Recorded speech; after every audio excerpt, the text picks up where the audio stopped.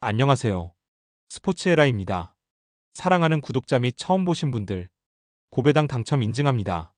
실력으로 보여드렸고, 어디 누구보다 정확한 정보와 조합으로 매일 무료로 공유해드렸습니다. 스포츠는 매일 있습니다. 비록 매일 맞춘다고 말씀은 못 드리지만, 결국 이번처럼 또 한 번 당첨 나옵니다. 조합은 매일 무료로 공유해드리니, 함께 당첨되어 우리은행 같이 갑시다. 첫 번째 경기 브라질 대 세르비아 분석 시작해보겠습니다.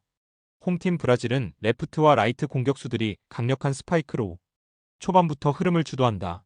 세터는 빠른 템포 배분을 통해 중앙과 사이드를 동시에 가동하며 공격 루트를 다변화한다. 센터진은 블로킹 타이밍이 정교해 상대 속공을 억제하고 전위 라인의 안정감을 극대화한다. 후위 라인은 디그와 리시브가 안정적으로 이어지며 긴 랠리에서도 공격 전환 속도가 빠르다.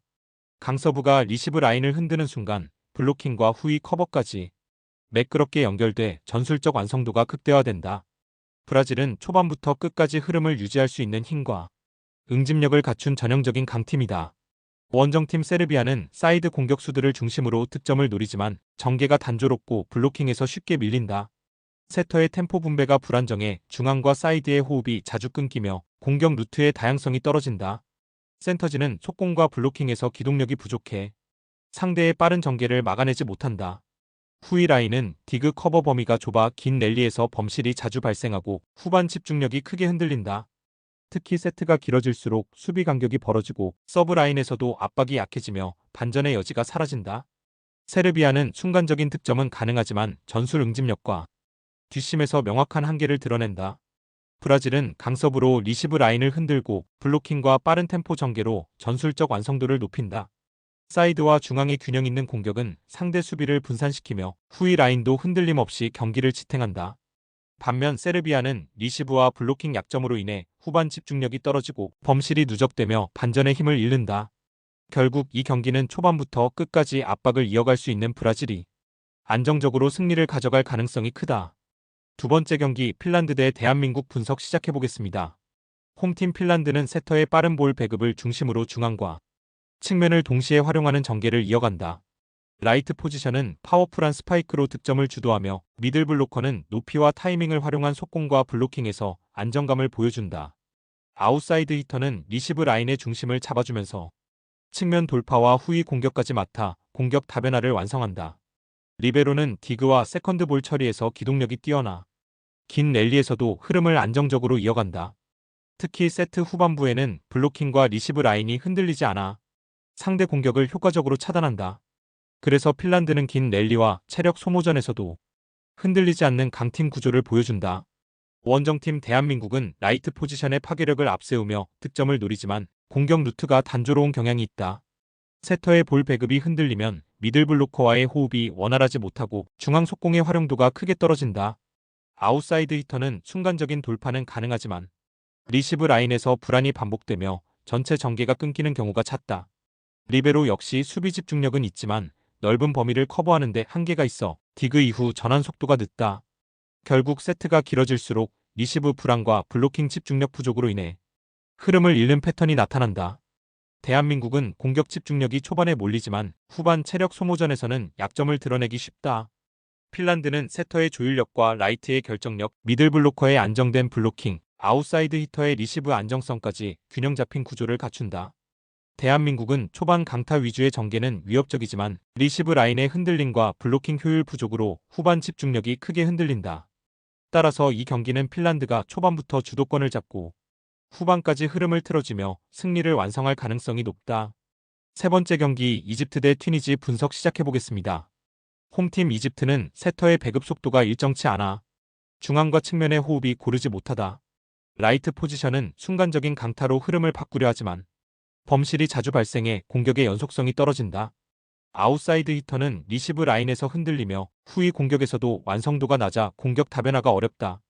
미들 블로커는 높이는 있으나 블로킹 타이밍이 늦어 상대의 속공과 빠른 전환을 제어하지 못한다.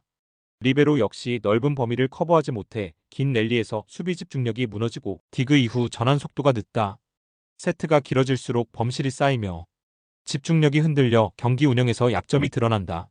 원정팀 튀니지는 세터의 빠른 템포 조율을 기반으로 중앙과 측면을 유기적으로 활용한다.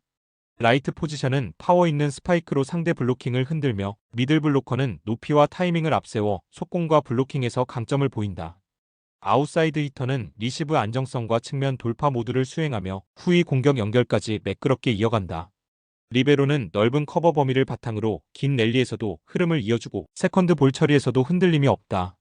특히 세트 후반에도 블로킹 집중력과 리시브 유지력이 무너지지 않아 경기 전체를 안정적으로 운영할 수 있다. 결국 튀니지는 블로킹과 리시브의 안정성을 기반으로 후반 체력 싸움에서도 확실한 우위를 가져가는 팀이다. 튀니지는 세터의 빠른 조율, 라이트의 파워, 아웃사이드 히터의 리시브 안정성, 미들 블로커의 블로킹 집중력이 모두 조화를 이룬다. 이집트는 공격 루트가 단조롭고 리시브 불안과 범실이 겹치며 세트 후반 체력 싸움에서 뚜렷한 약점을 드러낸다. 이 경기는 초반부터 후반까지 튀니지가 흐름을 장악하며 이집트의 홈 이점을 무색하게 만들 가능성이 크다. 네 번째 경기 벨기에 대 알제리 분석 시작해보겠습니다. 홈팀 벨기에는 라이트 포지션이 초반부터 강력한 스파이크를 몰아치며 공격의 중심을 잡는다. 레프트는 후위 공격과 사이드 돌파를 병행해 공격 루트를 다변화시키며 상대 블로킹 간격을 흔든다. 미들 블로커는 속공과 블로킹 타이밍을 정밀하게 가져가면서 중앙 장악을 강화하고 세터는 빠른 분배로 템포를 주도한다. 후위 라인은 안정적인 리시브와 디그를 기반으로 긴 랠리에서도 흐름이 끊기지 않고 커버 범위가 넓어 수비 조직력이 높다. 특히 세트 후반에도 범실을 최소화하며 블로킹 라인과 수비 라인이 일체감 있게 움직여 경기 운영의 완성도를 높인다. 결국 벨기에는 포지션별 강점이 유기적으로 연결되며 세트가 길어질수록 더욱 탄탄한 경기력을 보여줄 수 있는 팀이다. 원정팀 알제리는 라이트의 강타와 레프트의 오픈 공격에 집중하지만 공격 루트가 단순하다는 한계를 가진다. 리시브가 흔들리면 세터의 분배가 매끄럽지 못하고 미들 블로커의 속공도 자주 무너진다. 블로킹 라인은 높이는 있지만 타이밍이 일정하지 않아 상대 속공과 측면 돌파에 취약하다. 후위 수비 라인은 커버 범위가 좁아 긴 랠리에서 체력 소모가 빠르고 세트 후반 집중력이 떨어진다. 결국 알제리는 초반 화력은 있지만 리시브 안정성과 세터 조율이 흔들리면 쉽게 무너지는 불안정한 구조를 드러낸다. 벨기에는 라이트와 레프트의 득점 루트가 고르게 분산되고 미들 블로커의 블로킹과 세터의 빠른 분배가 안정적으로 결합된다.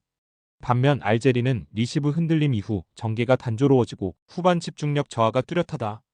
결국 이 경기는 포지션 밸런스와 전술 응집력에서 앞선 벨기에가 승리를 가져갈 가능성이 높다. 다섯 번째 경기 필리핀 대 이란 분석 시작해보겠습니다. 홈팀 필리핀은 아웃사이드 히터의 공격 의존도가 높아 전술 패턴이 단조로운 편이다. 라이트 포지션이 순간적인 강타로 분위기를 끌어올리지만 범실 관리가 부족해 세트 흐름이 자주 끊긴다. 미들 블로커는 속공에서 변화를 주려 하지만 세터와의 호흡이 일정하지 않아 타이밍이 어긋난다. 리시브 라인은 흔들림이 잦아 세트 전개가 불안정하며 후위 수비는 긴 랠리에서 범위가 좁아 쉽게 무너진다. 세트가 길어질수록 체력 저하가 두드러져 후반 집중력이 떨어지고 전술 응집력이 급격히 약화된다. 결국 필리핀은 초반 기세는 유지할 수 있어도 긴 승부에서 흐름을 이어가기에는 구조적인 한계를 드러낸다. 원정팀 이란은 라이트 포지션의 파워풀한 강타와 아웃사이드 히터의 고른 득점 분배가 강점이다. 미들 블로커는 블로킹과 속공에서 안정적인 장악력을 발휘하며 중앙에서 상대 전개를 효과적으로 차단한다. 세터는 빠른 템포 분배로 좌우 공격수를 적절히 활용하며 랠리 상황에서도 흐름을 끊김없이 이어간다. 리베로와 후위 수비 라인은 넓은 범위를 커버하면서 디그와 리시브에서 안정적인 흐름을 제공한다. 특히 이란은 초반 강한 서브로 상대 리시브 라인을 무너뜨리고 세트가 길어질수록 집중력이 유지돼 흐름 반전 허용 가능성이 낮다.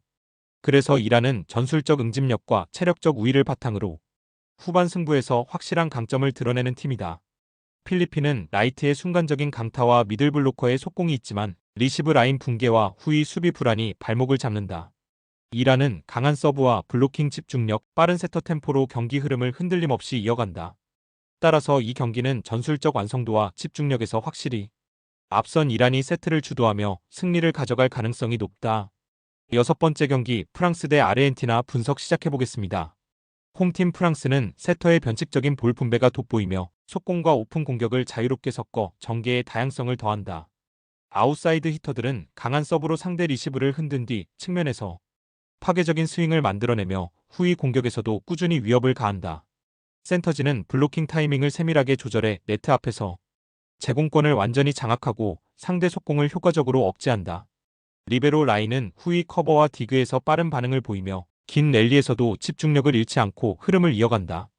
무엇보다 사이드 아웃 상황에서 안정적인 리시브와 블로킹 라인이 결합되며 경기 후반부까지 흔들림 없는 전개를 보여줄 수 있다. 그래서 세트가 길어져도 프랑스는 전술적 응집력과 체력적 버티는 힘을 동시에 유지하며 안정적으로 승부를 지배한다. 원정팀 아르헨티나는 아웃사이드 히터들의 빠른 스윙과 높은 타점을 앞세워 초반 득점 루트를 열어간다. 세터는 속공과 백어택을 섞어 공격의 변화를 주려 하지만 리시브가 흔들릴 경우 전술의 단순화가 불가피하다. 센터진은 순간적인 블로킹으로 상대를 저지할 수 있으나 빠른 템포의 전환 앞에서는 타이밍이 늦어지며 주도권을 내준다. 후위 수비는 기본적인 기동력은 있지만 범위가 좁아 긴 랠리에서 커버가 무너지며 실책이 반복된다. 특히 경기 후반으로 갈수록 범실 누적과 수비 응집력 저하가 겹치며 전체 흐름이 급격히 기울어지는 약점이 드러난다. 결국 아르헨티나는 순간적인 강타는 가능하지만 전술의 완성도와 후반 집중력에서 한계를 보일 수밖에 없다. 프랑스는 세터의 변칙적인 템포 운영, 블로킹 라인의 안정성, 그리고 후위 수비의 응집력을 결합해 흔들림 없는 팀 전개를 보여준다. 아르헨티나는 강타와 빠른 공격 루트는 있지만 리시브와 수비 불안이 누적되며 경기 후반 집중력에서 크게 밀린다. 결국 전술 완성도와 응집력의 차이에서 앞서는 프랑스가 승리를 가져갈 가능성이 높다.